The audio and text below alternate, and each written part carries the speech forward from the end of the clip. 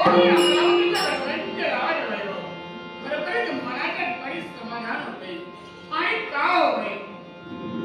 त्या ब्रह्मपुराचा जन्म झाला त्या ब्राह्मणपुराचा विश्वा धन्य करण्यासाठी म्हणून आम्ही मात्र पितृदेवतेच्या चरणाशी नतमस्तक होत असताना माझ्या पितृदेवतेच्या मुखातून निघणारे शब्द की बाळ सुरेश बाप सवाई हो बाप सवाई हो खरोखरच त्या माझ्या पितृदेवतेच्या मुखातून निघणाऱ्या त्या शब्दाने आमचं मन एक सर्व विचारी बनत होतं.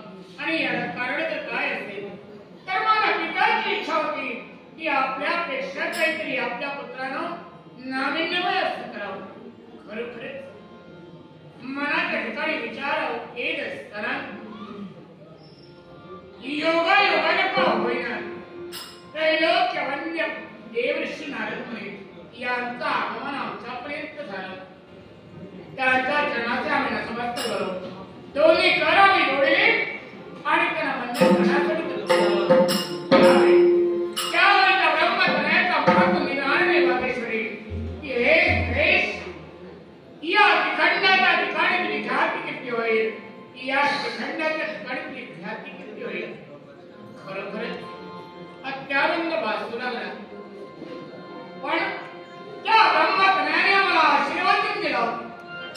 हे आशीर्वाद त्यांच्या मुखातून येणारे शब्दाची केव्हा सत्य होणार असा आभास आम्हाला वाटला. मला तो विचारी होऊ लागला शासकीय होऊ लागला.